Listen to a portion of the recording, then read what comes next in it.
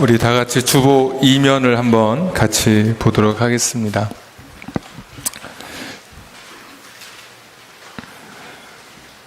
우리가 주보 2면에 실리는 성경 이해를 돕는 자료가 두 가지 자료가 번갈아 갔던 것을 여러분 기억하시죠?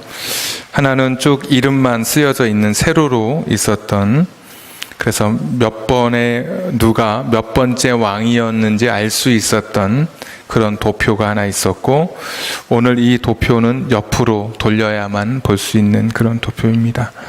한번 간단히 성경 이해를 돕는 자료 설명 한번 하겠습니다.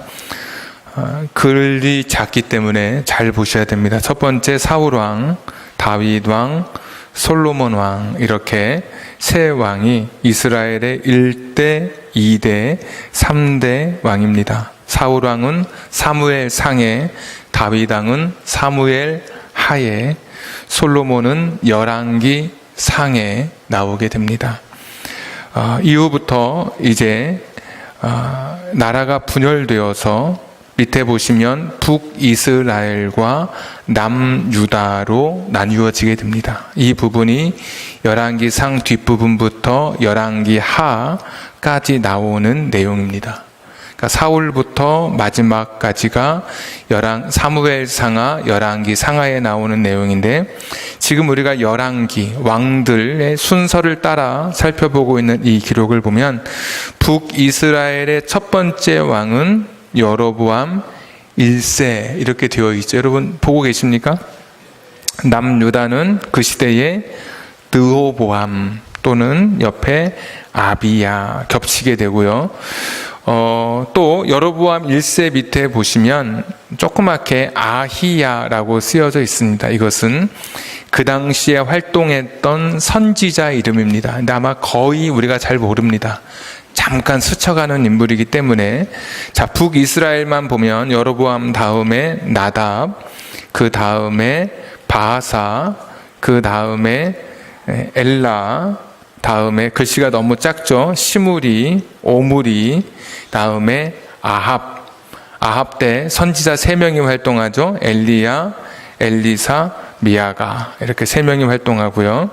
그 다음에 아합 다음에 아하시야, 또 밑으로 내려오면 북이스라엘 요람 때 엘리사가 활동하고, 또 예후, 가끔씩 이름이 생각나는 왕도 있을 겁니다. 여호아하스, 그리고 요아스, 또 여로보암 2세. 이름이 똑같기 때문에 첫 번째 왕 여로보암 1세와 같은 이름이면 안 되니까 2세라는 이름을 붙였고, 이때 활동했던 선지자가 요나, 아모스, 호세아입니다. 전에 있었던 주보, 모아놓은 주보를 읽어보시면 이 관련된 내용들이 잘 나오죠. 그 다음 북이스라엘 계속 보시면 여로보암 2세 다음에 글씨가 너무 작은데 스가랴, 이 스가랴는 선지자 스가랴가 아닙니다. 왕의 이름입니다. 그 다음에 샬룸. 근데 그때 보면 밑에 호세아가 어디서부터 등장하냐면 여로보암 2세부터 등장해서 샬룸도 호세아 등장합니다. 그러니까 선지자죠, 여기는. 그 다음에 무나햄, 그 다음에 부가히야, 이름도 어렵다 그랬죠. 누가 제일 쉽습니까? 베가, 핸드폰 이름이어서 제일 쉽다고 이야기 말씀드렸고, 이때도 활동했던 선지자가 호세아, 그리고 이스라엘의 마지막 왕이 호세아입니다. 그리고 그 밑에 활동했던 선지자도 호세아. 그러니까 이름은 같지만 사람이 다르죠. 그리고 북이스라엘은 722년에 멸망, 이렇게 되어 있는 것을 보게 됩니다. 그래서 오늘 이 슬픈 결말에 대한 이야기를 함께 나누려고 합니다. 자, 이제 저를 보시면 되겠습니다. 200년간 19명의 왕이 북이스라엘을 다스렸지만 오늘 역사 속으로 사라지게 되었습니다. 끝이라고 하는 단어는 항상 슬픔을 내포하고 있는 것 같습니다. 대부분. 그래서 점포를 문 닫을 때도 눈물의 폐업 정리, 이런 단어를 붙이고, 학교를 졸업하게 되거나 직장을 퇴사하게 될 때 참 섭섭한 마음, 안타까운 마음들이 우리에게 있습니다. 경영이 어려워서 회사를 문 닫을 때에도 그 사장님이 울면서 회사의 집기를 정리하는 것을 TV에서 본 적이 있습니다. 한 나라가 멸망하는 건 역시도 너무나 슬픈 그런 마음의 그 감흥을, 그런 느낌을 우리에게 전달해 주는 것 같습니다. 도대체 왜 멸망했을까? 200년의 역사를 가졌던 이 나라는 왜 멸망했을까? 한 3가지 정도 성경에서 이야기하는데, 첫 번째는 정치적인, 군사적인 그런 상황을 통해서 설명할 수 있을 것입니다. 우리가 읽었던 말씀은 마지막 왕 호세아가 아수르에게 조공을 바치는 그런 장면으로 오늘 본문이 시작됐습니다.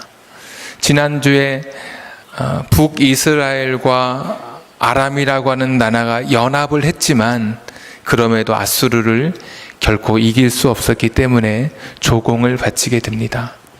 그런데 16장에 나오는 아수르의 왕은 디글랏빌레셀, 그 17장에 나오는 아수르 왕의 이름은 살만에셀, 아들이 왕이 됩니다. 그러니까 아들로 왕이 바뀌고 나니까 이 북이스라엘 왕 호세아의 생각에 지금이 아수르로부터 벗어날 기회다, 그렇게 생각하고 애굽의 왕 소라고, 원문대로 하면 소인데 소라고 하는 왕에게 찾아가서 도움을 구합니다. 우리가 지난주에 나누었던 결정적인 패착이죠. 내가 누구를 선택할 것인가가 아니라 내가 누구랑 가까워야 내게 유익이 있을 것인가가 아니라 하나님을 가까이 하는 것, 하나님을 선택하는 것이 진정한 선택인데 오늘도 잘못 선택하고 있습니다. 애굽을 선택했는데 결국 배반한 것을 알고 아수르에 의해서 3년간 버티다가 사마리아 성이 함락되고 말았습니다. 그러니까 군사력이 약한, 국방이 약한 이런 민족은 주변 열강의 먹잇감이 될 수밖에 없는 것이죠. 오늘 군사력도 약했고 정치적인 그런 상황 속에서 잘못 판단한 것이 오늘 이스라엘의 멸망의 첫 번째 이유로 등장합니다. 두 번째, 이스라엘의 멸망을 사회적인 또는 경제적인 상황을 통해서도 살펴볼 수 있습니다. 선지서들을 보면 아까 보았던 아모스서나 호세아서 같은, 또 이사야서 같은 선지서들을 보면 이 주전 8세기 북이스라엘이 멸망하던 시대의 사회상을 볼 수 있습니다. 빈부격차가 심해지기 시작합니다. 하나님이 주신 땅, 기업이라고 우리가 나의 영원하신 기업 할 때, 그 찬양할 때 기업은 회사를 말하는 것이 아니라 하나님이 여호수아를 통해서 지파별로 주신 땅, 내가 돈이 없어서 팔아먹어도 희년이 되면 다시 대대로 내 땅이 되는 영원한 땅, 그 나할라라고 하는 그 땅, 그것이 토지의 소유, 상한제가 사라져버리는 그런 일이 이 북이스라엘의 오므리 시대부터 있게 됩니다. 그러다 보니까 부가 집중되게 되겠죠. 없는 사람은 더 없고 있는 사람은 더 많이 가지게 되고,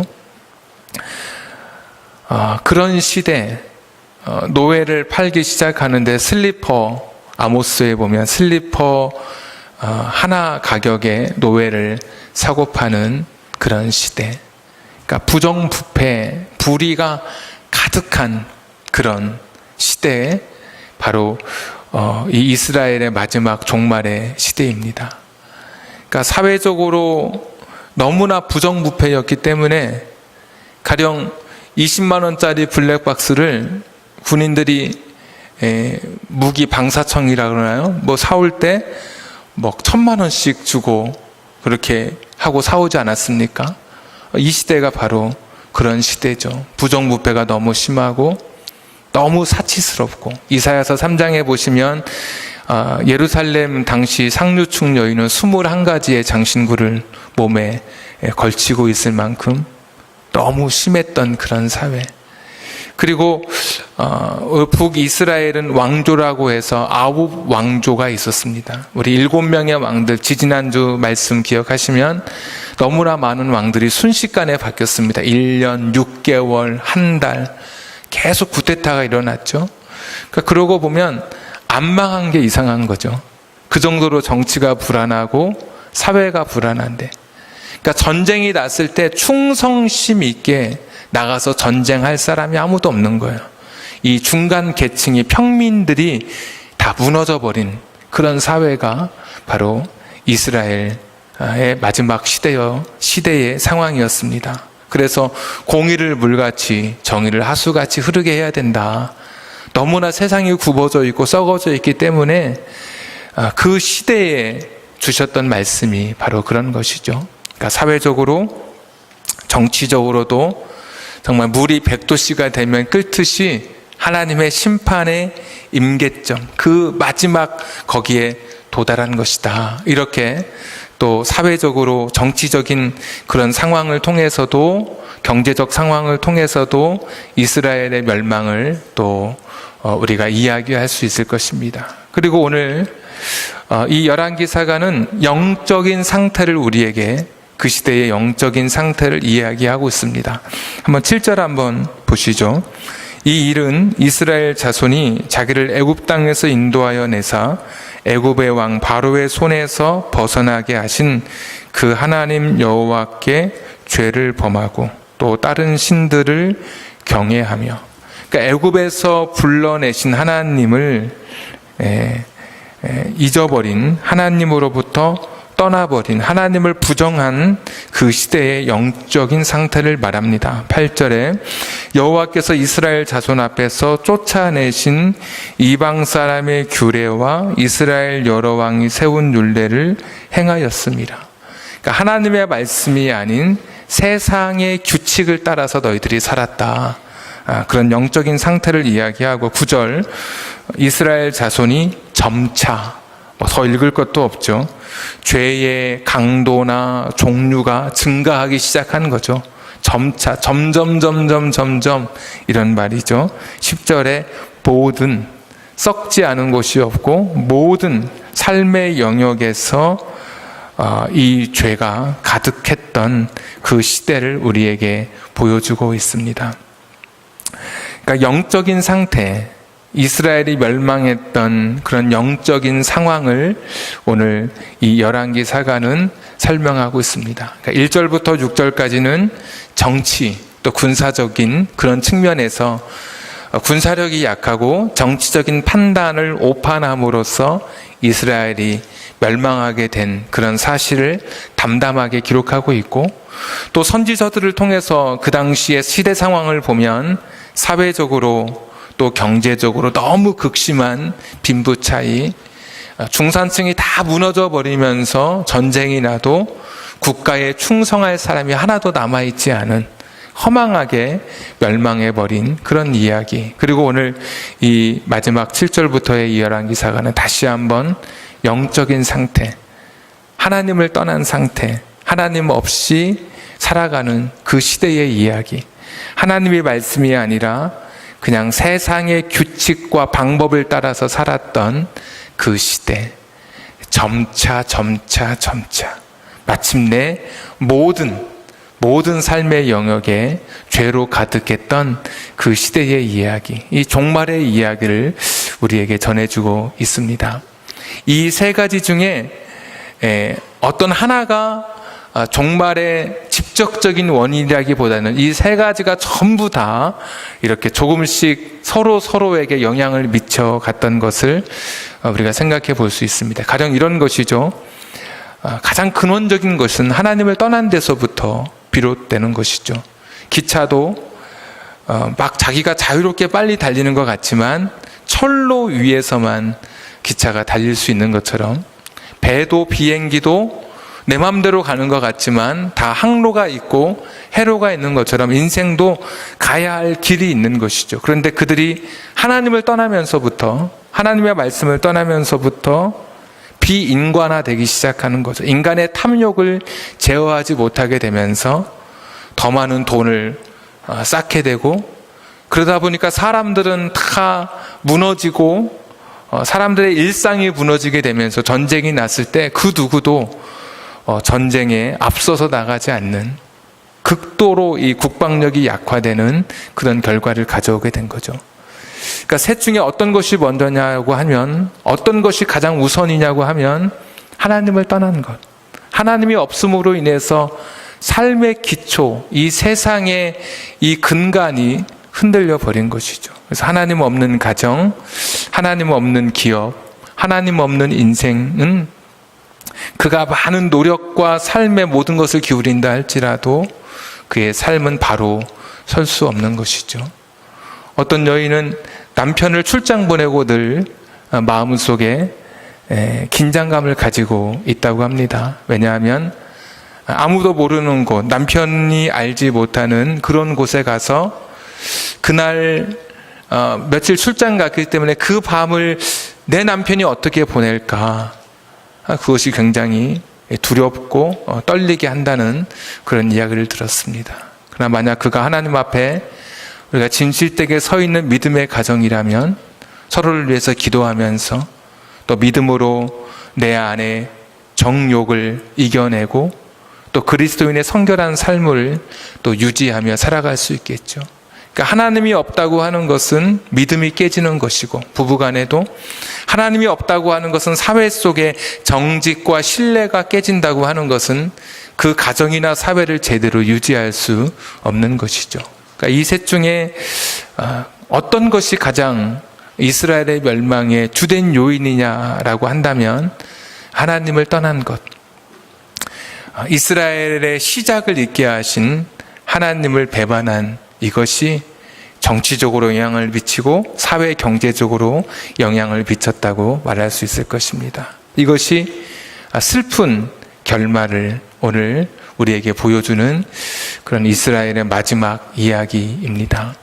근데 성경을 이제 조금 더 계속 읽다 보면 진짜 이스라엘이 멸망한 원인은 여러분 따로 있었습니다. 그러니까 진짜 이스라엘이 이렇게 슬프게 결말을 내야만 했던 그 이유는 다른 곳에 있었습니다. 한번 찾아보겠습니다. 13절.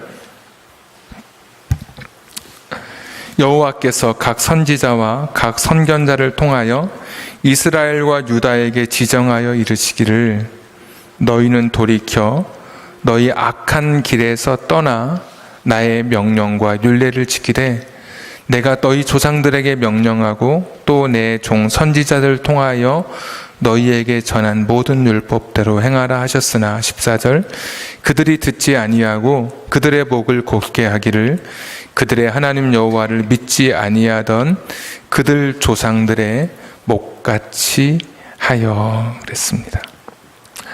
왜 멸망했습니까? 회개하지 않아서 멸망했습니다.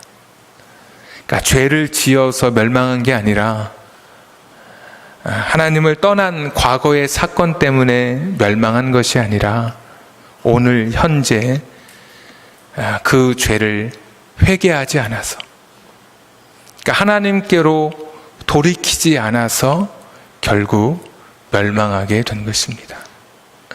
오늘도 누가 하나님 앞에 우리 자신들이 의인이라고 말할 수 있는 사람이 누가 있겠습니까? 우리도 우리의 인생을 새롭게 살게 하신 그 하나님의 은혜, 하나님으로 인해서 새로운 인생을 살게 되었습니다. 주님이 아니었다면 얼마나 출구가 보이지 않는 캄캄한 터널과도 같은 인생을 여러분 살고 계시겠습니까? 주님 때문에 새로운 인생을 살게 되었습니다. 그런데도 우리도 여기 이스라엘 백성들처럼 하나님을 떠나서 세상과 친구가 되어서 산 적은 오늘 우리들은 없으십니까? 있지요? 세상과 친구가 되는 것이 하나님과 원수가 되는 것임에도 불구하고 세상의 방식을 따르고 세상 사람들의 삶의 스타일을 본받아서 세상 사람처럼 살았던 적도 여러 번 있었습니다. 그런데도 아직 우리가 멸망하지 않았던 이유는 하나님께서 북이스라엘에게 베푸셨던 은혜처럼 오늘 저와 여러분에게도 하나님께서 회개할 시간을 주시고 회개할 기회를 계속해서 우리에게 허락해 주셨기 때문입니다. 오늘 하나님께서는 선지자들을 통해서 선견자들을 통해서 계속해서 돌아오라고 말씀해 주셨다고 이야기하십니다. 돌아와. 더 이상 죄의 자리에 머물지 말고 이제 내 품으로 돌아와. 마지막 왕이었던 호세아와 같은 이름을 가진 호세아 선지자, 호세아 2장 19절에 보시면 내가 너희에게 장가들겠다 하나님 말씀하십니다. 내가 너를 신부로 삼겠다 말씀하십니다. 공의와 정의와 은혜와 긍휼로 내가 너를 신부로 삼아줄게. 2번씩이나 내가 너에게 장가들게. 우리 성경에 그렇게 되어 있습니다. 그런데도 불구하고 이스라엘 백성은 하나님의 신부로 하나님께로 돌아오지 않았습니다. 심지어 호세아 선지자가 자신의 삶으로 하나님의 말씀을 전했죠. 자신의 품을 떠난 고멜이라고 하는 여인을 다시 찾아와서 아내로 삼는, 부정한 여인이었지만 그를 다시 품어주는 호세아의 삶을 통해서 하나님의 마음을 보여주셨습니다. 너희가 그동안 죄 가운데 있었지만, 너희가 나를 잊어버리고 살았지만, 나를 배신하고 살았지만, 너 먹고 살기 바빠서 나에 대해서 신경 쓰지 못했지만 그래도 내가 너를 사랑해. 다시 내게로 돌아오렴. 내가 너를 불쌍히 여기고 내가 너를 긍휼히 여겨. 내가 너에게 장가들 거야. 그런데도 이스라엘 백성은 돌아오지 않았습니다. 호세아서 6장 24절에 보시면 이렇게 말씀하시죠. 에브라임아, 북이스라엘의 가장 큰 지파의 이름, 에브라임아, 내가 네게 어떻게 하랴. 이 하나님의 마음이 느껴지십니까? 너 그렇게 계속 죄 가운데 머물면 안 돼. 돌아와야지. 다시 그 자리로 와야지. 근데 아직 돌아오지 않는 이스라엘을 향해서, 야, 내가 이렇게 기다렸는데, 내가 이렇게 너를 사랑하는데도 아직도 돌아오지 않는 너는 내가 어떻게 하면 좋으냐? 내가 내게 어떻게 하랴? 어떻게 해주면 좋을까? 우리가 많이 부르는 복음성가 중에 사랑은 언제나 오래 참고 사랑은 언제나 온유하며 이런 곡을 부릅니다. 그런데 복음성가의 폐해입니다. 고린도전서 13장에 보시면 사랑은 언제나가 없습니다. 오래 참고입니다. 사랑은 오래 참습니다. 하나님의 사랑은 오래 참아요. 그러나 언제나 끝까지 오래 참으시는 분은 아니셔요. 사랑은 오래 참아요. 그러나 언제나는 아니에요. 그것이 오늘 이스라엘의 슬픈 결말 아닙니까? 하나님이 참고 또 참고 참으셨어요.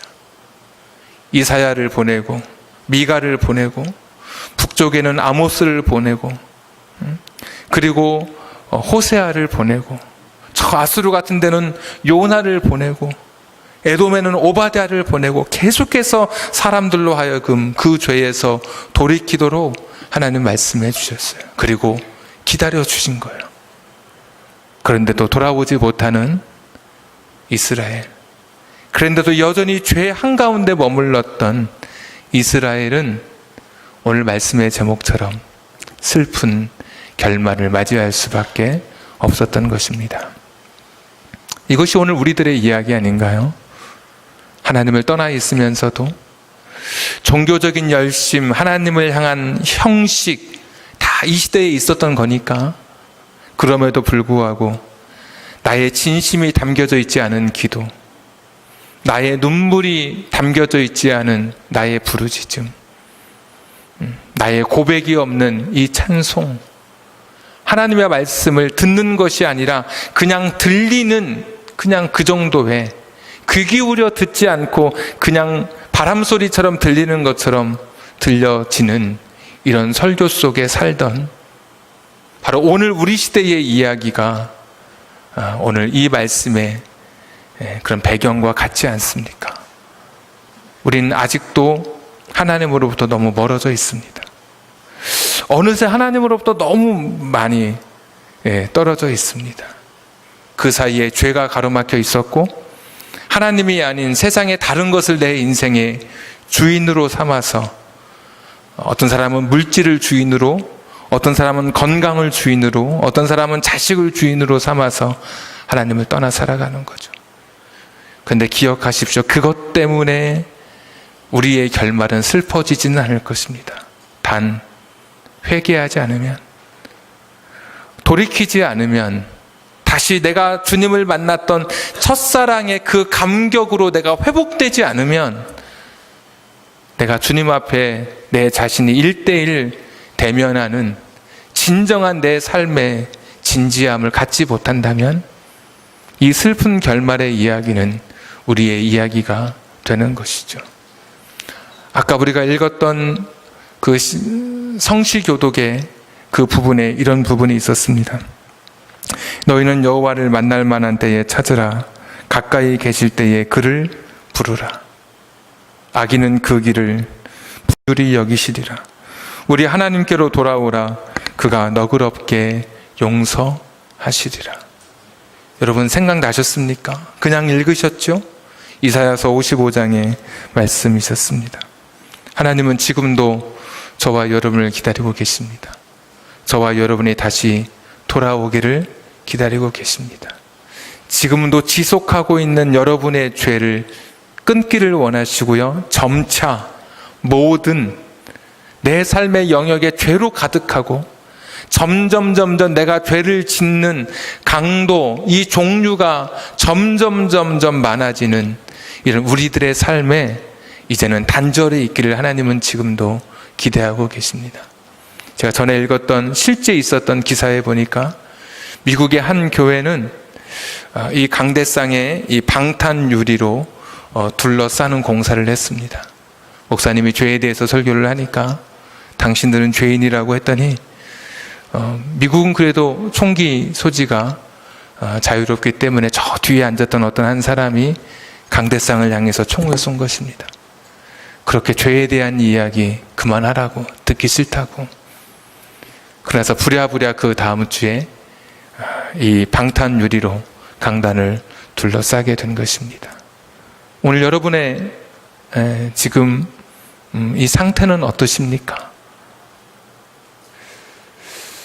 총이 있다면 저를 향해서 쏘고 싶으십니까? 하나님의 말씀, 이 죄로부터의 거절, 죄로부터의 단절, 이런 말씀들이 불편하십니까? 거북하십니까? 이런 거 말고 세상에서 좀 성공하는 이야기, 자녀 교육하는 이야기, 실패하지 않는 법, 부를 누리는 법, 이런 것들, 아니면 세상에 유익한 것들을 교회에서 들을 수 있는 그런 상식을 좀 더 꾀할 수 있는 그런 이야기를 여러분 기대하고 오셨습니까? 오늘 여러 가지 이 슬픈 결말의 이유가 있었지만 진짜 이유는 하나님께 기회를 주셨음에도 돌아오지 못한 이들의 이야기인 것입니다. 계속해서 선지자들을 통해서 하나님 말씀하셨지만 거절했던 그들의 결말이 너무나 슬픈 것이죠. 오늘도 하나님의 말씀이 들리십니까? 매주 하나님의 말씀이 들리십니까? 하나님의 마음이 느껴지십니까? 성경을 읽을 때, 성경을 쓸 때, 요즘은 인터넷에 올리니까 성경을 칠 때 하나님의 음성, 하나님의 말씀이 여러분의 삶 속에 느껴지십니까? 그러면 그 음성을 듣고 돌이키셔야죠. 인공위성이나 우주선을 쏘아놓고 구경하고 있는 게 아니라 자체 엔진이 있어서, 여기서 보낼 때는 큰 엔진이지만 그 안에도 엔진이 있어서 조금씩 궤도를 수정하는 겁니다. 그래도 공기가 있어서 공기 저항 때문에 궤도가 틀어지고 운동력을 잃어서 나중에 떨어지기 때문에 계속해서 궤도를 수정해요. 그런데 그 궤도를 수정하는 엔진의 연료가 다 떨어지면 수정을 못하죠. 그러면 위성이나 이런 게 폐기되는 겁니다. 자동 폐기. 왜 궤도를 못 돌기 때문에. 우리가 교회에 오는 것은 날마다 내 인생의 궤도를 조금씩 수정하는 거예요. 오늘 일도 수정하고, 세상에서 살다가 내 방향, 목적이 달라지고, 내가 가는 길이 잘못된 길이라면 또 교회에 와서 하나님 말씀을 들으면서 또다시 수정하고 여러분이 궤도를 수정하는 것을 멈추게 되는 그날이 우리의 인생이 끝나는 날인 것입니다. 우리의 인생이 망하는 날이고 우리의 인생이 슬픈 결말로 끝을 내리는 그런 날입니다. 같이 복음성가 한 장 찬양하고 싶습니다.